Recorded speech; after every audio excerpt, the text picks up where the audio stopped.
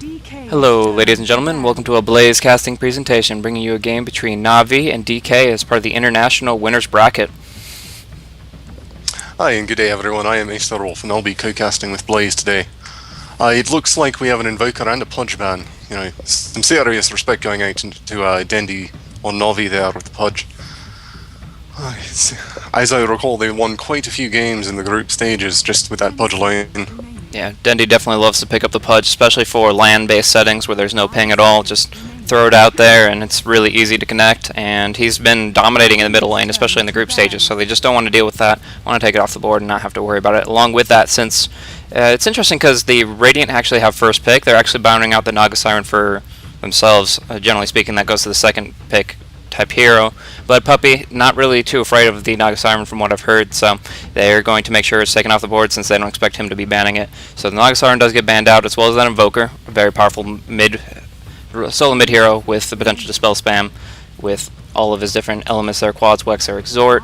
The Pudge really just a ganking machine, but as long as it's not in the hands of Dendi, that's what DK is looking for. And DK generally likes to play for more of an endgame type build. They kind of go sort of towards the 4 Protect 1 with one of the best carries in the game, Burning. He farms very well, and if they can get a really good hard carry in his hands and can make it to about the 40-minute mark, it's definitely going to be much more in their favor. Absolutely. Burning, you know, being one of the best carries is a man that I always like to watch, as that's the role that I tend to play myself. It looks like we've got a Rubik ban going out. That seems, you know, fairly normal. It'll be interesting to see if Lycan and Nature's Prophet, or Darkseer even, since with the Pudge ban, someone's going to get through that's just not quite top tier. It'll be interesting. Yeah. Rubik ban though, that kind of, you know, it lets all the Beastmaster, Enigma, Sand King, Tidehunter, all those heroes just got a little bit better because, you know, you're not going to get that stolen used against you. Yeah, not having to deal with that, and obviously Navi just since they don't have the first pick, they're taking off the board pretty quickly. But the Lycanthrope is also being banned out alongside the Naga Siren. Obviously, Naga being a pretty solid counter to Lycan, doesn't want to worry about that, and the Darkseer is going to be the last ban coming out. One of those frustrating heroes, not only in the laning phase with his Ion Chills, but also really solid team fighter with his Vacuums and Wall of Replicas, setting up some AoE ultimates as well as just dishing out a lot of physical damage right back in their direction. So I'm curious what DK has up their sleeve for their first pick here. Obviously, they want to build some solid lanes, so they're going to be going for some supports. One thing is they didn't ban out either Chen or Enchantress, so Puppy does have that available as kind of his signature hero going in the jungle, and that is definitely going to be an option for him. Well, DK themselves could pick Chen or Enchantress, we'll just have to see.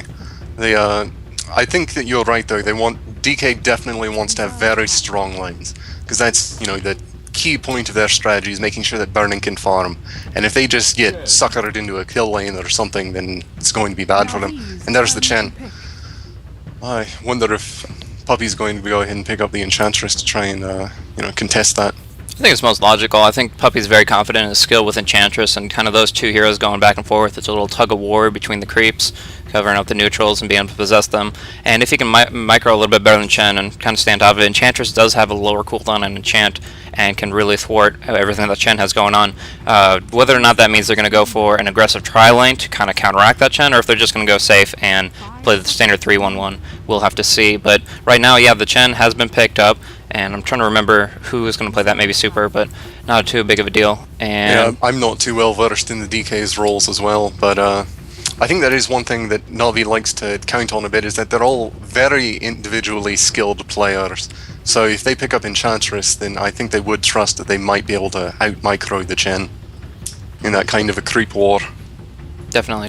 Along with that, there's still plenty of very high tier heroes on the board. I mean, of course, Leshrac, Tidehunter, big influence on these upcoming team fights and things along those lines. So if they don't want to build for early game gank, and they don't want to have to worry about the Enchantress, that's what they'd be deferring to, is definitely some kind of powerful team fight oriented heroes. I mean, Rubik is off the board, but there's going to be the Leshrac coming out, and obviously he adds a lot to their team fight with the 2-second stuns of the Split Earth. He's pretty good as a support hero, just able to zone out almost any other in a 1v1 situation. And of course his Diabolic Edict is really good to transition into a push. Now I'm curious if they want to give Light of Heaven the Nature's Prophet to go along with that.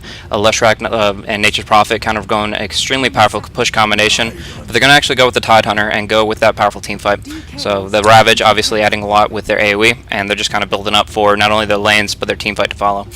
Aye, as previously mentioned, Rubik's out of this, so they don't have to worry about it getting stolen, even if it is a bit hard to steal Tidehunter's ultimate. And just another thing I'd like to point out is that it's definitely the Western versus the East here.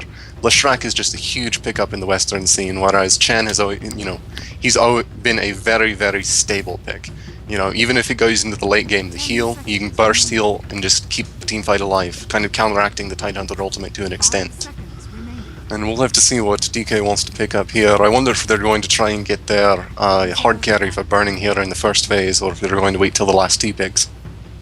Yeah, I mean, they could do it as kind of a surprise third pick, but it is always able, if it is something that they can counterpick against, maybe like if they pick up the anti-mage for burning and they go, that would leave Navi open to pick up a silencing hero or something along those lines as their third. But Venomancer and Tinker, very interesting pickups going out from burning. Venomancer adding a lot of damage over time and being one of the best supports in the game, especially at level 1 with its Gale being so powerful. But Tinker, I'm not sure how they want to lane that, if they want to have Tinker go for the middle lane, or if they're going to actually support him with Chen and Venomancer nearby.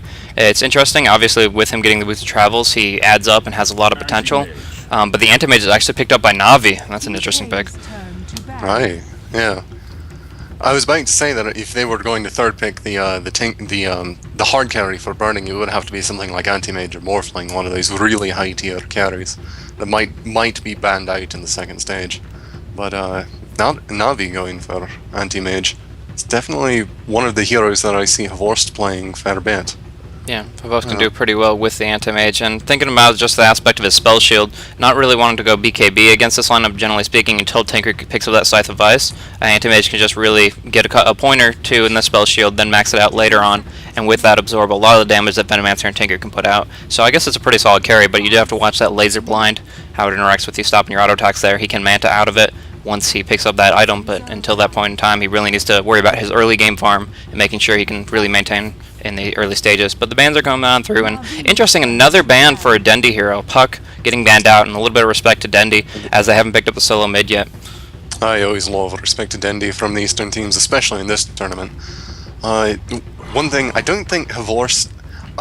oftentimes you'll see the first position player be playing the Tinker for a team, but I don't think that's one of Burning's heroes at all with Tinker. I think they'll be picking up some more traditional hard carry, rather than like the very intense micro of a Tinker.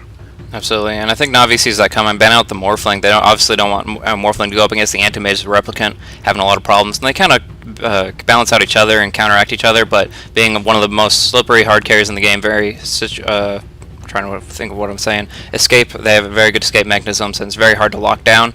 That's just one hero that they don't want to have to deal with alongside the Tinker, because that does shift the endgame entirely in DK's favor. So yeah, I agree with you. I don't think Burning is going to be looking for that Tinker, maybe looking for a semi-carry or something along those lines to just get some good farm and then put some hard push potential in there. I mean, Chen and Venomancer together, the Plague Wards and the Neutral Creeps, that has push written all over it if they want to really transition in the early stages of the game to take some easy tier 1s. Absolutely. Let's see what the next ban coming out is. The Venomancer, though, I think he's definitely going to be a good pick versus this team. It's just the the Venomous Scale is a huge, if they want to prolong the team fights, which is something that, like the Tinker and the Chen, both those kind of lean towards that, and Venomancer's ultimate is amazing in prolonged team fights. If it's just some quick burst, then usually, either you'll win or you'll lose just too fast for his Poison Nova ultimate to be of much use or effect. And I'm lagging here a bit for some reason, sorry. No problem. But yeah, I completely agree with you on that. To that extent, Chen, with the Hand of God and eventually a mechanism, will be able to extend the fights as long as possible. But Navi looking for that solo mid hero and possibly a solo long lane, as Tide and Leshrac are generally played as supports for the Anti-Mage. But they are picking up the Queen of Pain, presuming Dendi will probably be picking that up, and that leaves one more hero available. Now I'm interested in the setup that Navi currently has. They don't have a jungle, so they don't have anything that would go in the jungle or micro around like Puppy would pick up. So that would leave either the Leshrac or Tidehunter for Puppy, and that would leave AA picking up the other role. So I'm curious. So the last thing they really need is something to go on the long lane, possibly like an Enigma for Light of Heaven, but I'm not sure if that would work into their lineup other than setting up the Queen of Pain with her Sonic Wave there. Okay, I have to ask, what time are you at? Because I froze for a fair bit. No problem at all. I'm currently at 10 minutes and 12 seconds. Okay, can you pause? Yeah, sure thing. 10 minutes and 12 seconds, you said. I was back at 9 minutes and 12 seconds. Not good at all, no. I obviously want to keep up there. Yeah, I'm now at 10:17, so just let me know when you're there. Okay. Okay, we're at 10:21 now. Okay, gonna catch up there. I'll tell you when. 2, 1, and 10:21. Okay. Alright, so they had the Windrunner pick up as well as the Queen of Pain, and that was in the second stages of picking, and now they have actually picked up a Luna, which is definitely what the DK Burning is going to be looking for as a pretty solid, strong carry if she can get the farm for it. Absolutely, that's kind of what I love Luna. She's one of my favorite heroes, and to see Burning play this is just something I'm going to have to pay close attention to. And Broodmother is the final pick. Nice pick by Navi. Really, early on, I don't think that Windrunner or Luna have anything that can really knock down the Spiderlings, so the March Machines will get there, but it is very mana and cooldown reliant until he picks up a lot of sustain as well as the boosted travels and March and the rearm. But Luna will be able to deal with the Spiderlings pretty easily with the glaives, but only after she, gets a little bit of damage to back her up. Right now, Light of Heaven. And levels, as most Lunas, they don't actually level up those glaives for a fair while just so that they can maintain the lane control. Exactly, because that last hit potential is really, really effective for just obviously getting a lot of farm, and that's what DK Burning specializes in. So we'll see how that works out for them, but the lane's shaping up. Definitely going to see, I presume, actually they're blinking down towards the bottom, want to cover up on the ward areas and try to block off the spawns a little bit. We have a quick pause coming out, but it looks like all of Na'Vi is going towards the bottom. I don't think they're going to be going for an aggressive tri-lane with their current setup. I presume they're going to be going for, with Puppey and AA, the Tidehunter and Leshrac, going to support Anti-Mage on the top with Broodmother on the solo bottom, but I could be wrong. They could swap that up and go for a little bit more aggression against that Chen. Absolutely. That's the only thing that I think really makes sense for a lineup is to have the defensive tri-lane up top for them with AA, Puppey, and Havorst. Light of Heaven, he's an amazing player. He'll do absolutely fine bottom against whoever they send out, which I'm not too sure right at this moment. And Dendi mid, it's obvious. Yeah, definitely. He's already saved up. His item set leaves him over 104 gold. Super actually going for an extremely quick bottle for his Tinker Solo mid. He's got 354 saved up, so he'll be getting his bottle a lot more swiftly unless Dendi can deny him a heck of a lot of creeps, because it doesn't take too much to get that bottle up, and once he gets it, he will be able to spam out rockets and try to cover up runes as best he can, but he will be relying a lot on his teammates to make sure he can cover those runes up. Absolutely, whereas Dendi's going for a bit more of trying for a lane domination kind of build. He wants to be denying everything to Tinker and trying even to kill him if he can, which is something that Queen of Pain can often do versus other mids. She is just incredibly strong. It's looking like Zippo will be going down with Burning though, and with Chen in the jungle down there, it should be a pretty strong lane, but I'm not sure if they're going to be able to kill Broodmother all that often. She's just incredibly fast. Even with the Venomous Gale on her, it's going to be difficult. Yeah, now I'm curious about the builds on Light of Heaven and Puppey right here. Light of Heaven has picked up absolutely no HP regeneration whatsoever. He gets some sustain from the webs, but it's actually Puppey who's going to be giving him a single tango. But that leaves very little for Puppey. He has a stout shield already picked up, so the wards have been already covered up. I think they gave it to Havos to place them extremely swiftly down on the bottom area, blocking off the pulls, but really it leaves the supports kind of high and dry. If you look at Leshrac's items, you'll see what I'm talking about. Tango, 2 branches, and a Clarity. He really has absolutely nothing to sustain himself in this lane, and he's actually walking towards the opposition here. DK suiting up to look for a possible first blood, trying to get a quick opening on that. They have actually Luna doesn't pick up the Lucent Beam, so it doesn't have really that long range initiation, but they have 5 ranged heroes on their team, so that's a significant amount of damage that she's providing them. Sure enough. So it depends on how many last hits they can get off, whether it would have been better to get the Lucent Beam or not. Sure. The other thing is that the Lunar Blessing also makes last hitting breeze, which is just very important. They want to make sure Burning gets farm. I'm sure he could last hit without it, but it's just that extra bit of safety. Absolutely, and that makes sure that it's going to be very difficult for Dendi to... Or sorry, he's not going to be going up against Dendi. He's going to be going... Is this an aggressive tri-lane that they're shooting up for? Going up against, AA, Puppey, and, of course, Avost? Zippo, Burning, and Long DD look to be going for an aggressive build with Chen in the enemy jungle. and shaping up Might be. there. That's quite risky. I wasn't expecting that from the Chinese team. Yeah, kind of surprising. They usually go for what's tried and true, but here we go. A little bit of action, Puppey, a little bit of auto attacks back and forth. Burning doesn't want to be on the front end of this, but the Gale goes on through on 2. Havos putting a lot of damage out. He has Blink skilled up right now. Burning taking a lot of damage, down to over half health, and already getting called back. That's pretty much breaking up everything they've going on here. They're looking for the first blood. They get it on Puppey, and Long DD will drop 2, and now Zippo's going to run for his life. Getting a nice body block coming in from Havos, and that sets up the stun. 2 full seconds, and Zippo's probably going to go down here. The Blink is available for Havos. One more auto attack, and yeah, that's going to be 2 kills for AA. Arza right off the bat, and very nice action from them.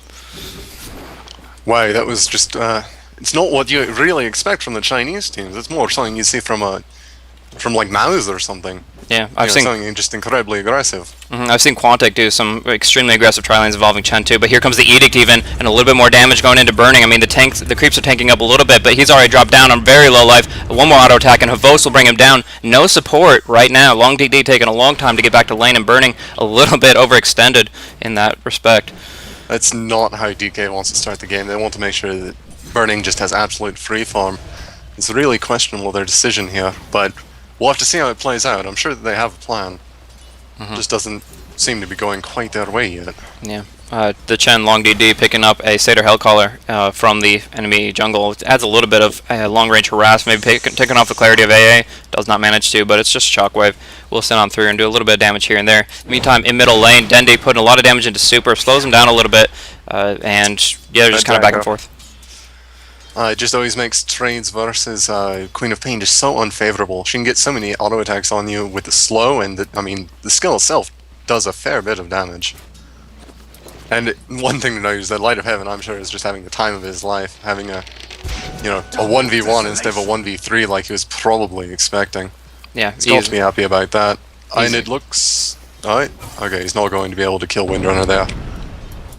Yeah, no, with that, RTK is doing pretty well in the bottom lane for the time being, 11-2 for last hits, but that Broodmother, as he compiles that solo experience, the levels really mean a lot for him. Sitting up at level 4, level 6, he gets a lot of HP regen, and once he picks up that Soul Ring, he'll have unlimited health and mana sustain in that lane, and it will be very difficult for RTK to deal with, especially with the Spiderlings doing that much more damage, so resting him back for the time being, and yeah, RTK will get his last hits for now, but it's Light of Heaven's planning on the near future when he's going to be dominating that lane completely, and looking to push down the tower as well. Yeah, once you hit, level 5 on Broodmother and are able to get about 6 Spiderlings, you're usually able to, kill or highly pressure, if not kill, whoever you're laning against. And Light of Heaven's doing an excellent job in conserving the spiders currently. And back up top, I would say Havos is doing a really good job of Gush actually going down, following with the stun from the Split Earth. Havos doing a lot of damage in there, and he will get another kill. So that's 2-0-2 for Havos, 2 kills, 2 assists, and even with only 10 creep kills, that's plenty of farm for him, and he will be getting probably a Battle Fury in no time at all with his current GPM of over 388. So. Absolutely. That's one thing I see Navi likes to do with Anti-Mages a lot, is actually run him fairly aggressively with Havorst down there in that tri-line. They just try and get him a couple extra kills, get that Battle Fury, much faster. And he still goes for the Battle Fury, he's not going for some fighting build. But it's different than what you usually see. Usually you see a passive Anti-Mage. Yeah, usually you get very passive, but the thing is, he doesn't have to worry about a Shadow Demon or anything like that. He can go for the mana break really early on and not have to worry about burning yourself down. Actually, a little bit of 1v1 between Havost and Burning. If Zippo trying to get on the action, but he blinks up before that occurs, and he's just going to salve up. Now, one thing to note is Anti-Mage is out of HP regeneration items, but he could pick up the Ring of Health at any point, and he would be able to sustain pretty well in the lane, as long as he doesn't get bursted down too hard. Absolutely, and we'll have to see. He looks like he's going to the side shot now, and there's that Ring of Health. Gank going on to help out Super. He's calling him, Long DD calling him back to base, and even a Centaur Clap to make sure Dendi doesn't have anything to do with that.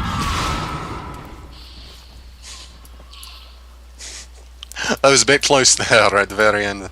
Yeah, dropped him down pretty good. That Shadow Strike not doing enough initial damage, and he does get away, making Dendi waste quite a bit of spells, but if he's able to acquire the next rune, doesn't look like it looks like the Tinker was able to pick that up, so he's gonna have to wait for the 6-minute mark or look at Bottle Crowing, which is what the Corey's doing there middle lane for the moment.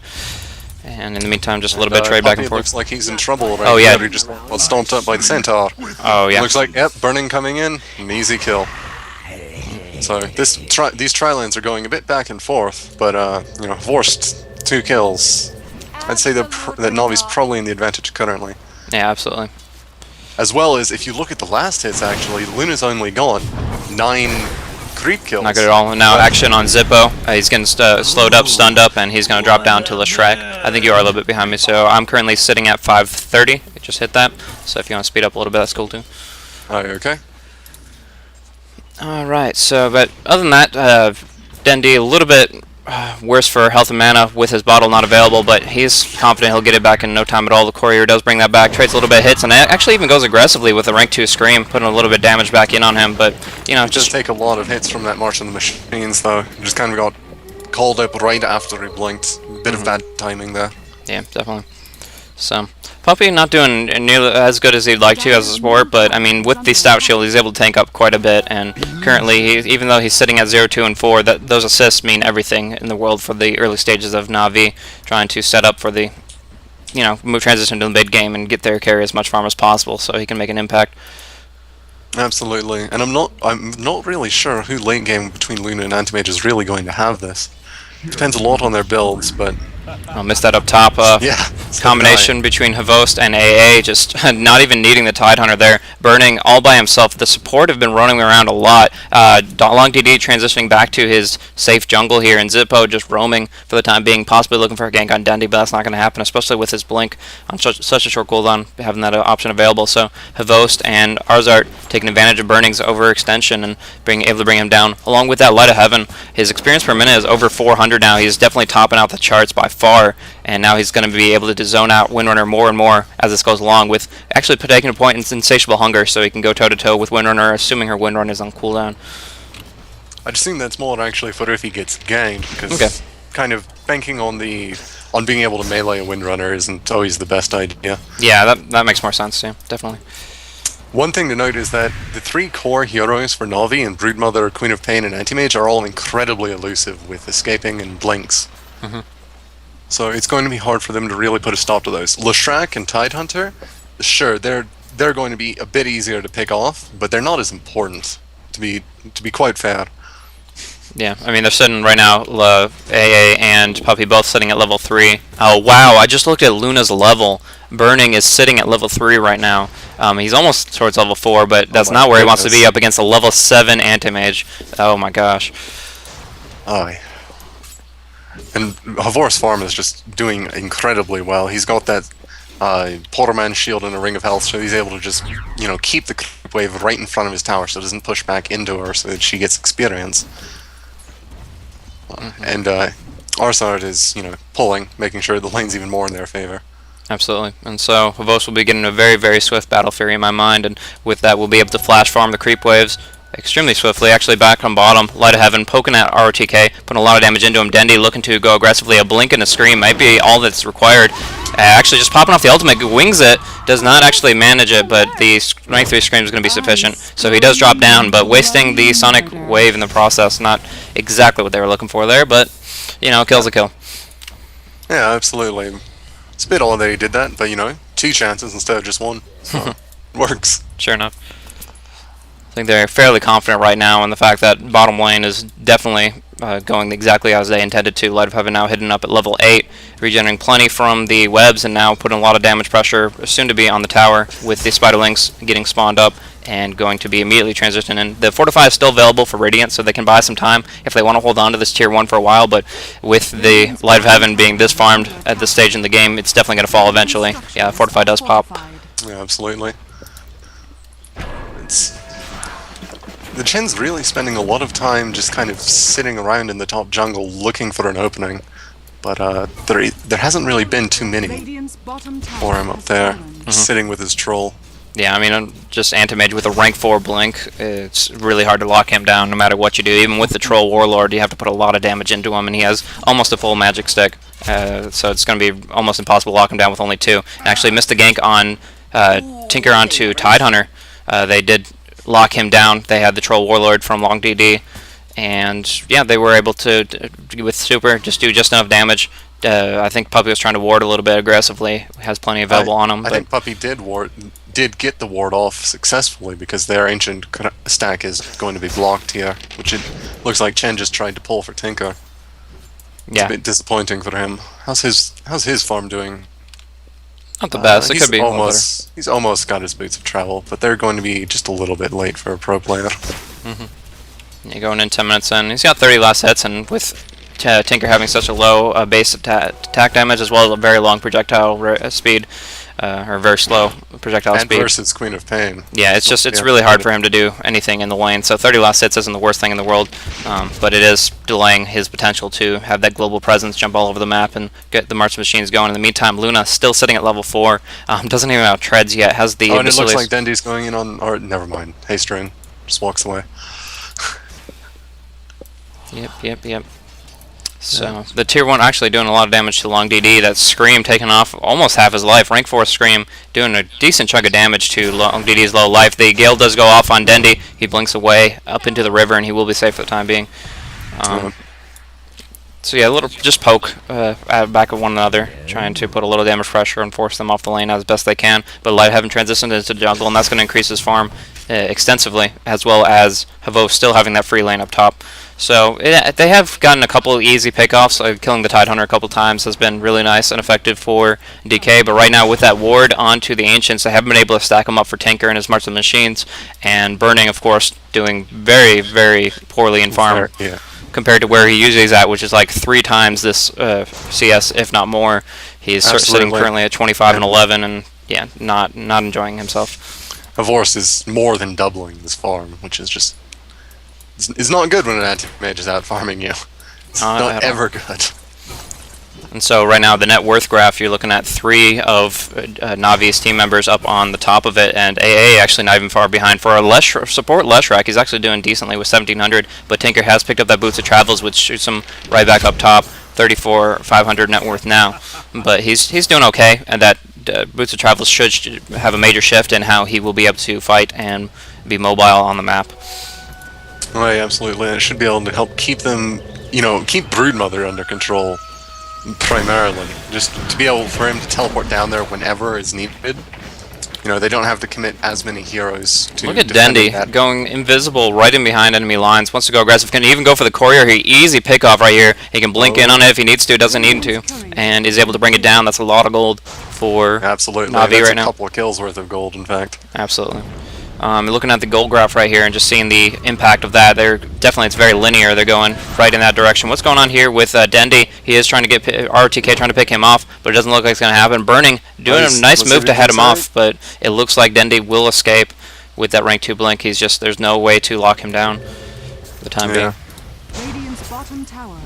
He does have that Scream backup though, so we'll have to be looking for him to be rather aggressive as soon as he gets back from base after healing up this time. Yeah, so I'm sure that he wants to, Luna doesn't have that much health currently, so if they can just make sure that they keep Burning down, that's going to be incredibly important for their team. Really big deal, but if Burning can get this last hit on this mid-tier tower, it does go to Chen, but the gold itself will still spread across the team and help Burning out a little bit in his currently dire circumstances that he's not getting as much farm as he would prefer. But I think that Dendy will probably be waiting for Puppy's Ravage to come up. He only needs not even 400 experience to get that Ravage available, and when he can combine that with the Sonic Wave, that's a completely a done team fight for them. They will easily be able to pick off 2 or 3 heroes very, very swiftly if they can get them in the right AoE group. Absolutely, and it does look like they're letting Puppy take mid lane just to get to level 6. It's it's going to be a bit late for him, but Tidehunter's often sacrificed in pro games. And then with that, Dendy has picked up a point boost. I'm not sure if he's going for the Aghanim Scepter, but he can add a lot of potential damage to that and burning before he can pick up that BKB. Extremely high potential, and he's actually even bringing down the Chen creeps right now. Hunting Chen creeps, yeah. Yeah, Shadow Strike's throwing him up a little bit, but the Hand of God even popped just to make sure everybody's topped up as well as the creeps. Doesn't want to hand those away. I'm not sure about that. Was there something else going on the map? Not that I could see. I mean, I'm sure somebody needed a little bit of health, but I don't think it was going to be crucial one way or another if he popped that off. No one else was really being ganked. Here comes Tinker trying to come in, but he keeps on canceling his Boots of Travel. This is like the 3rd time. He teleported to a catapult next to Light of Heaven. Now he's trying to teleport to a Chen creep, but very indecisive and really not been on the map for the past minute or so. And right now he's finally deciding to reinforce the bottom tower and make sure he can march the machines that up so that Light of Heaven won't be able to push in on it. But he's fine with that. He sees the Tinker there and transitions right on into the jungle, and it looks like he has enough money for his Orchid now. The rest will be not costing that much, and Burning getting a lot of damage on him, and will go down. One more auto attack from Havost. Nope, it's just going to be creeps. Just a little bit of range attack.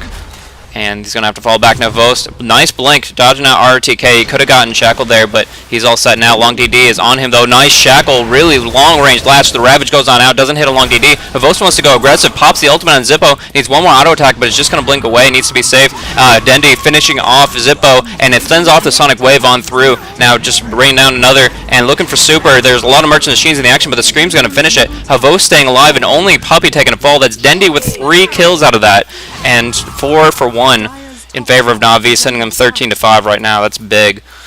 Yeah, that is just huge.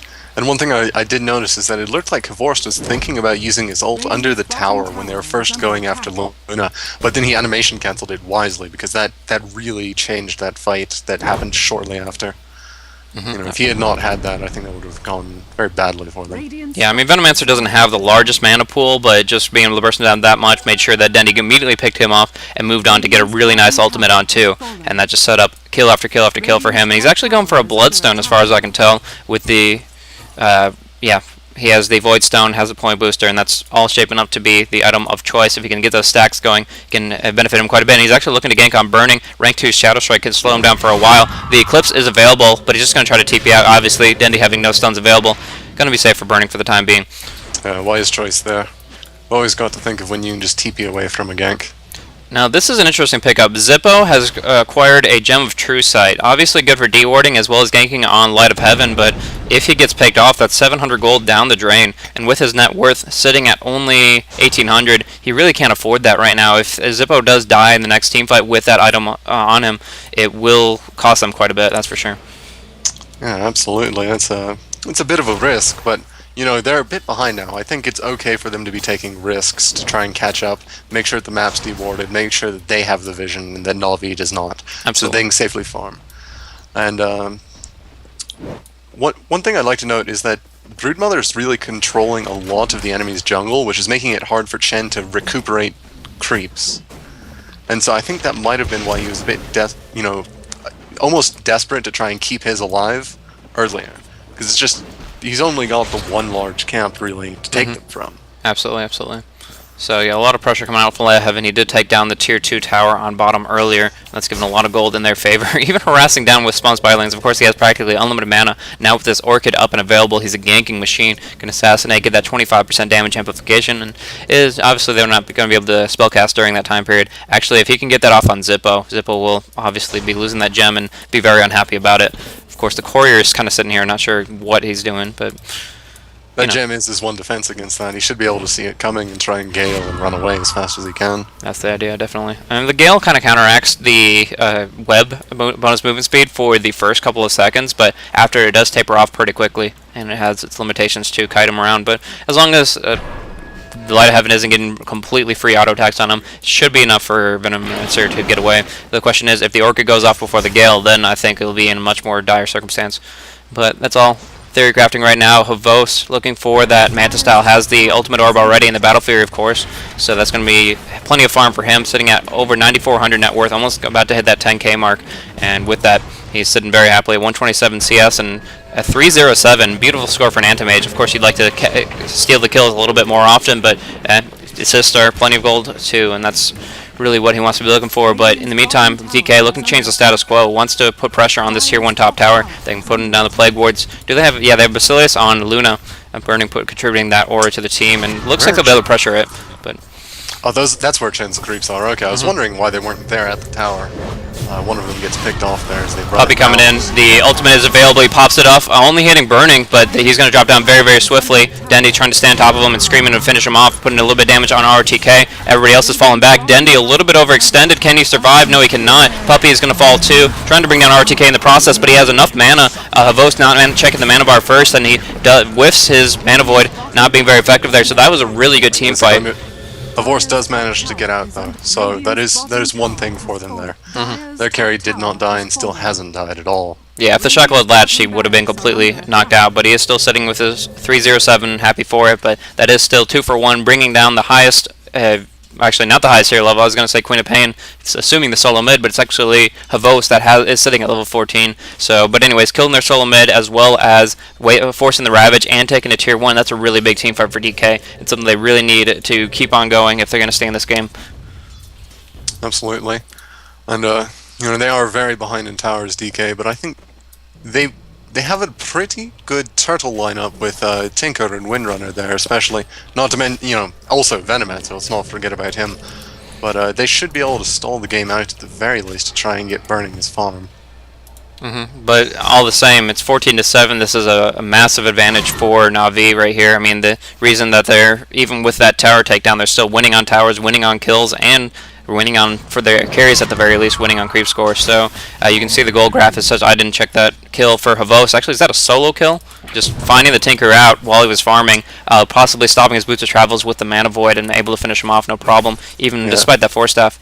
Just having that quick, short cooldown of 5-second blink, instead of allowing him to stay on top of him for the time being. That was a solo kill before Manta style as well.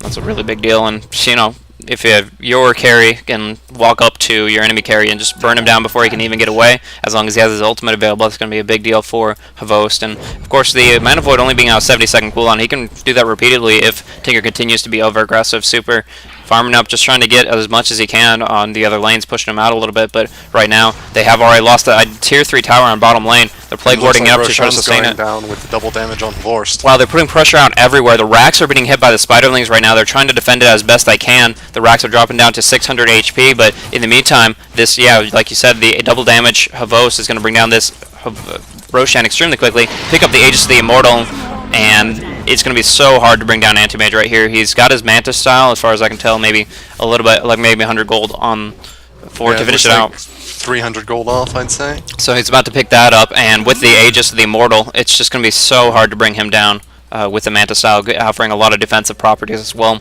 So I think they might want to just kind of try and brute force down that bottom ranks. They've got it at, well, lower than half health, in fact. Yeah, obviously you need the creeps to knock out the backdoor protection, but other than that, they can bring it down pretty effectively, and they do have all their ultimates up. The rank 1 Ravage, the rank 2 Sonic Wave, they can put a lot of aggression out that way, and a couple illusions just frustrating the tank creeps for the time being, but Super bouncing up and around, and it goes back to base. Just trying to get whatever farm he can, but sitting at only 104. Really needs to make more out of his Boots of Travels, but of course with Na'Vi putting pressure on him in every lane, he's scared stiff to really take out the full potential that Tinker can have. In the meantime, stacking up Ancients, good timing on that at the very least. Moves on over there and is going to March Machines them down, which will give him a decent chunk of farm. The Ancients providing a lot of gold for him specifically.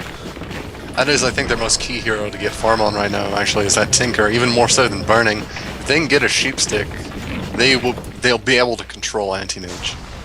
And that should let them have an upper hand in team fights. I'm not sure whether Hervorce is going to go for BKB, a Heart, or Butterfly next. Yeah, hard to say. So as long as he doesn't go for BKB, then the Sheep Stick is their most important item to get up. Exactly. Yeah, I completely agree with you on that one. The Rocket's actually not hitting. I have no idea why, but they fizzled out immediately, but he got bursted down. I think that was disjoined by the blink of Dendi. Okay, interesting. They both went out, but they immediately fizzled out, so no big deal.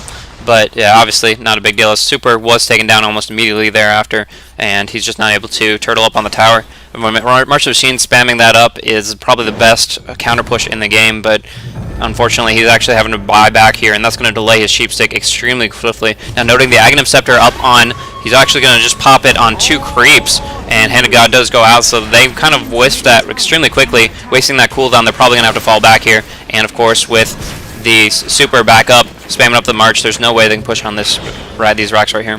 That buyback was required. If he hadn't come back at that time, then they would have gone that racks, and it's hard to play from that kind of disadvantage. Yeah, absolutely. And Dendi, with his Sonic Wave only being a 70-second cooldown with the Aghanim Scepter, that's all well and good, but throwing it out there completely whiffing it and just hitting on creeps, that's not really what he's looking for, I don't believe.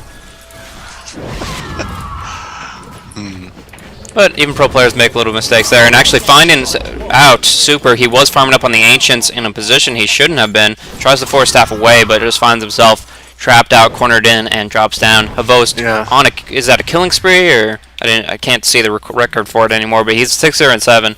He's doing very well for his streak, and now they're looking It's again. be some form of a killing spree by now. That's for sure. Puppey has his Ravage available, gets shackled up. Pavost may go down for the first time, but pops off his Manta style, putting a lot of damage out. Puppey goes on through with the Anchor Smash and the ulti. The Sonic Wave was available, but he didn't pop it. Surprisingly not bursting down long DD. In the meantime, the Eclipse went on through, dealing quite a bit of damage. Now Pavost wants to be aggressive back on Burning, brings him down to Vanna is gone. Chen drops, RTK about to fall down as well. So Broodmother finishes that, and now even looking for another kill. And Zippo, the incapacitating bite, slowing him down just enough, and he will get the kill with the Gush. So Dendi gets 2 kills, and GG is definitely called. Well played to Na'Vi on that one. They take the racks Very and convincing game. That yes. yeah, I mean taking 4 kills for none obviously in the base, taking down the melee racks in the range, and not even using the Aegis of the Immortal on Anti-Mage. That's going to be a clear and very convincing win for Na'Vi, being able to put out that pressure. And though I think that started off much in their favor with obviously the laning phase starting off a number of kills for them. DK messing up a little bit, and with Burning sitting at 227 GPM. What do you think about that? I think that's the lowest I've ever seen Burning's gold per minute be. I think a big part of it was that risk up in the top lane. They should have. It feels like they should have just gone for the bottom tri lane, gone for the defensive. I'm not sure. I think they would have been able to manage Light of Heaven at least a bit better than the solo Windrunner could have. And Windrunner would have, it seems like she would have been able to escape from a lot of the aggressive tactics that they were using up in the top lane on Navi's side. Yeah. So it just seems like they mislaned it a bit. I think they put a lot of pressure on long DD. The Chen, assuming that he could put a lot of pressure onto Puppey and AA up on the top, but those supports, Venomancer Chen up against Tidehunter Lishrak, trying to control the lanes. They just got picked off out of position and really couldn't maintain those fights whatsoever. Didn't get the bigger neutrals, just got like a Satyr and a couple of Troll Warlords, nothing gigantic, and they weren't able to put the damage out. So Luna losing on experience and then getting killed as soon as she runs back up to the lane, really not where you wanted to be at. And so just in general, it does start off from there and start steamrolling, and the Havost taking advantage of that every moment, farming up like crazy, sitting at 526 GPM and 609, a great score for an Anti-Mage, that's for sure. Yeah. One last thing I'd like to note is that the Tinker's Force Staff just wasn't enough to escape from ganks. In most games, it usually is. The Force Staff, you just Force Staff away Boots of Travel, you're fine. But Na'Vi just had so many different blinks with Anti-Mage and Queen of Pain. They were both able to just blink after the Force Staff and just, murder it. Absolutely. And just didn't have a chance to get away and channel those Boots of Travel. So, With Anti-Mage being able to interrupt it and Queen of Pain being able to burst him down. Indeed. Well played to Na'Vi, and they take Game 1 of the series in the international group stages on Friday.